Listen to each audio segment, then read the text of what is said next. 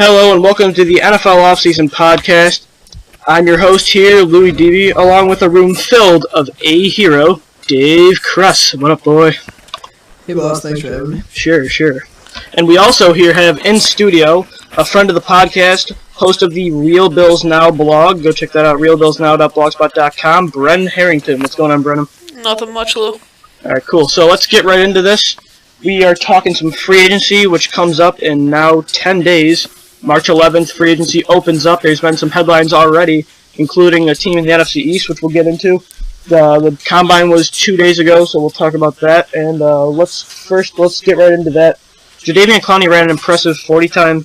Brendan, what do you think Clowney? What do you think the Texans are going to do with that first overall pick? I think they're going to take Khalil Mack out of the small school university. Well, it's not small school. It's like out of the small conference, out of the MAC, the UB Bulls, obviously from here.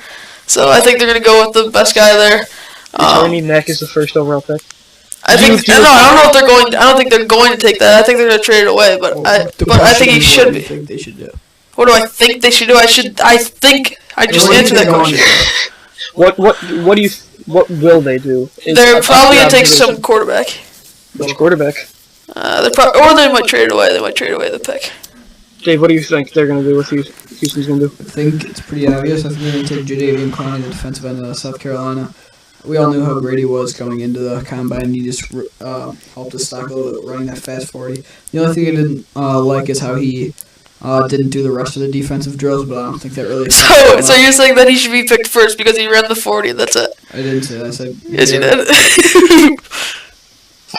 You know what I said is we already know how great he was going into the Combine, and running a fast 40 raised his stock a little bit. So I'm going to say, to me, I think that they're going to take Johnny Manziel still. I think, obviously, it's the name, but Bill O'Brien's going to do who the best player, even though, like it was like last year with Chip Kelly, I'm going to refer to my team, the Eagles, they were always talking about drafting or having Michael Vick start because he's a mobile quarterback, but Chip Kelly kept saying he doesn't have a specific type of quarterback, whoever's the best player, and I think that's Johnny Manziel over Blake Bortles, who people are saying is a typical Bill O'Brien quarterback, which I'm not really, I guess it's just a sturdy pocket passer. But I don't like Clowney there because I think with I'm drawing a blank on his name. He's defensive coordinator of the Texans now. It's bugging me. I swear, I don't even know that. I don't even know who it is. The guy that was the coach of the Chiefs. Romeo Crennel, right. His defense is a 3-4 defense that really, where Clowney, to me, I don't really see fits in there. Obviously, if they're going to go best player available, they'll take Clowney to me, but I like Johnny Manziel there. I think two possible partners for a trade would be the Browns or maybe even the Cowboys, who said they have interest in Johnny Manziel. Do you think the Browns, even despite the reports about them liking Derek Carr, would move up for Manziel, or would they move up for a different quarterback? I think they could move up for Manziel. Or maybe even Jadeveon Clowney, even though Paul Kruger's there. But I think, honestly, I don't think the first overall pick, I don't think anyone's budging. I think at number 2, which we'll actually talk about right now, is the St. Louis Rams, who a lot of people have taken tackle, if it's not Greg Robinson, then Jake Matthews. But as you can see on the screen, Charles Davis opened his second mock draft, and he has Jadeveon Clowney going to St. Louis despite having Robert Quinn and Chris Long there. Is that a good fit? Or do you see, this is what I think. I think the Rams are going to move out of that spot with a potential suitor like Atlanta, who needs a pass rusher badly, could take Clowney if Houston decides to go the alternative and take a quarterback, or Khalil Mack, if Brendan is correct. Yeah, I can actually see a lot of people are saying this. I think I could see the Rams trading back also. Because, if you go back to number 6, say Atlanta is the possible suitor for a trade, St. Louis goes back there.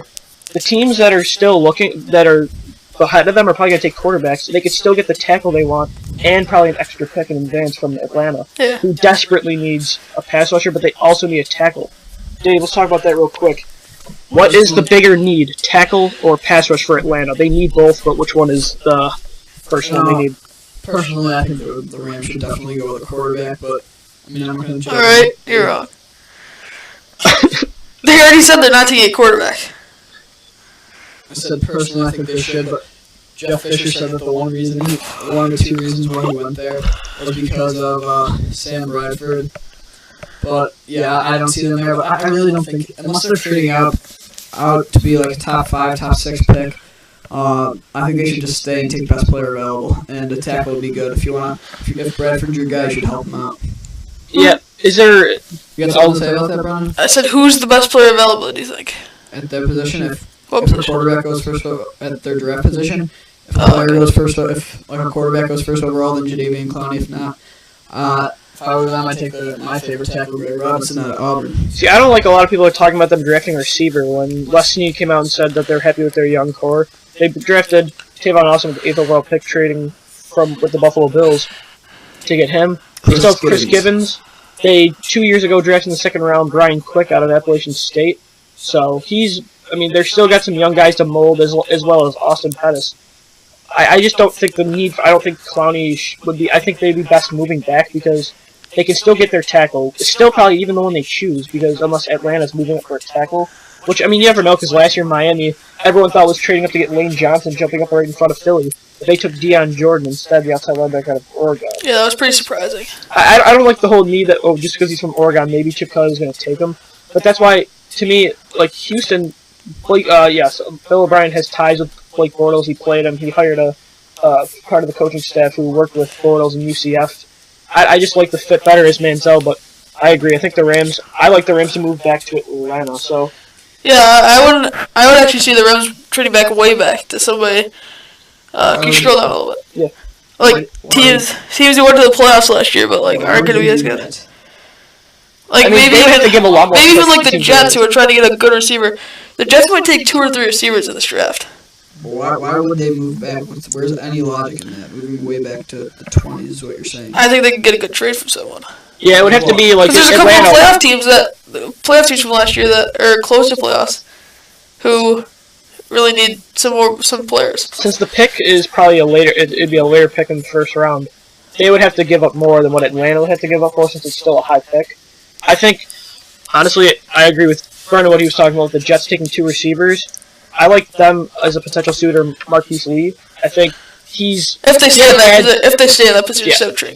If he had a bad senior year, but it was 2 different quarterbacks coming in, shuffling in and out due to injuries and lack of production.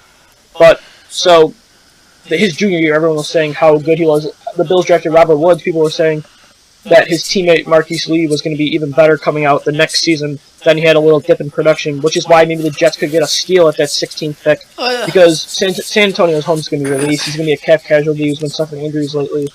I feel it's time to say that Sean... Hill? Stephen Hill. From Georgia Tech, they drafted 2 years ago in the second round. I can pretty much say that he's been a bust. A little bit. He's had a couple of It's time, if you believe in the production of Geno Smith, it's time to get him some weapons. He did not have anything to work with, as well as some pretty bad offensive line help, so maybe they even go offensive line there at 16. I actually do see the Jets taking, like, first 2 rounds receivers. They really need some receivers. Yeah, I agree. And it's so deep this year, receivers. Yeah, that's what I'm saying. Mack of NFL Network said that this has been probably the deepest receiver has been in a while. There might be as many as 10 to 11 receivers taken the first round. It's probably the deepest position in this draft, right? I would agree. But as well as, I don't know. Definitely, no doubt. Let's talk about Cleveland for a little bit. They hold currently the 4th pick. Me and Dave talked a little bit about this yesterday as a potential suitor for Derek Carr, as Daniel Jeremiah of NFL Network reports that Derek Carr is their guy. Is this, Brendan, I want to hear your opinion. Since me and Dave talked about yesterday, is it a smokescreen? Do they really want Johnny Manziel or Teddy Bridgewater? Or maybe even Blake Bortles? Well, I would say that Teddy Bridgewater and Johnny Manziel are both better than Derek Carr, so why wouldn't they take the better guy? Think about this. It's their best suitor. Well, think about this. All teams like different players, obviously, and if they're not going to get Bridgewater or Manziel in their second first-round pick, which is like 26 or something like that. So if they get a guy like Sammy Watkins, who's probably the best skilled position player in the draft, and then get him a quarterback who they like in Derek Carr, that I think it's the perfect scenario for them. So you do think Watkins would be the guy they take if they don't take a quarterback there? I think they'd have to. I mean, who else would they go with there? They can go with it. They could trade back. Yeah, that's another potential. I mean, trade back into the first round. Well, because you could see. Just say I know, but still get too late for first round picks. Who do they need? They need a quarterback, and They also Yeah, but they said need another receiver besides Josh Gordon. Devon Best didn't work out with that. you're going to see a lot more. You're going to see teams worrying more about Josh Gordon next year. Oh yeah, so that might draw. That could be the next development of one of the best receiving cores like Roddy White and Julio Jones. But to me, I think I actually like what Brendan said. They might be able to move out if something happens like the Rams decide to go Watkins, which is to me the only way that the Browns would not be able to get him. If they do, if he's there, I'd pull the trigger on him. I still say they should go for a quarterback with that pick and go get another receiver with that 26 pick because I like Carr, but the Browns have been waiting for. They've had I think they said it was 20 different starting quarterbacks since they came back in 1999 after moving to Baltimore in '96. I like Bridgewater there. They just need a quarterback. Oh, they do. That defense last year was not bad. No, I'm not saying that's the only thing that they need. I'm just saying that they do need one. But to me, that'll put it over the top. You don't have to have all-stars at every position to make the playoffs. I mean, look at Green Bay. Other than what their quarterback has done, or look at Indianapolis with Andrew Luck, that defense did not. I mean, he had to come back he had to score 45 points to come back against the Chiefs in that wild card game. So a quarterback changes everything, and I think the Browns know that. But they have pieces in place already at both sides. To me, they need a running back. When do you think we'll see another quarterback coming in as good as Andrew Luck was, and still is? Well, I mean, you could say that about, like, you could have said that with Peyton, but when the next guy will come, that was like Peyton. Yeah. But even Peyton, he struggled his first year. Andrew Luck didn't struggle. He brought that team to the playoffs. It's going to be a while. From a 2-14 team to the playoffs. Is there anyone in this draft that has the potential to be like Luck? Oh, no. I don't think anyone's going to be like Luck for a few years. Do you think anyone next year has potential? So you're saying that Winston's going to go into the draft. I have been hearing about he's still deciding between that and baseball. Like baseball is a higher paying sport. And you don't get as many injuries. Yeah, but baseball sucks. If I was him, he likes baseball better. If he's clearly going to choose what he likes better, and if he likes baseball better, he should definitely. I mean, he's just a relief pitcher. He plays some outfield for I have a solution. Do State, both. No, you can't. Bo Jackson's done it, and Deion Sanders. And Deion Sanders got so much crap for doing that. So what? You'd miss all of training camp. True. And if there was a playoff, you'd miss the year. No, he doesn't skip the year. He played 2 games in one day once, a football game and a baseball game. I'm still skeptical on Winston. I saw him pretty impressive last year. But he's only been in it 1 year. I want to see more from him. Marcus Mariota's a guy that's interesting. Everyone thought was going to come in this year. Like, people were talking about that Cleveland, that was their guy they wanted. And then they found out he wasn't going to be in it. Yeah. But no, going back to Dave's question, I don't think there's going to be a guy like Luck coming out for quite some time. Unless someone just emerges. I mean, we don't know. But I think this year has got some really good quarterbacks, much better than last year's, which was Here's what I'm saying. If one of these teams that needs a quarterback doesn't like one of the quarterbacks on the board, then why wouldn't they just wait until next year when aren't there a couple of good quarterbacks coming out next year too? Mariota and possibly Winston, also Brett Hundley from UCLA will be there. Yeah, there's if they like one of those guys, then why not just wait until next year? But there's no guarantee that you're going to be at the pick that you are now, and the NFL is a win now. Everyone's going for they're going for it right now. And I think there's a couple teams. If your biggest need is quarterback, the Jaguars, the Browns, the Raiders. The Browns. The Browns are going to be good next year. Yeah.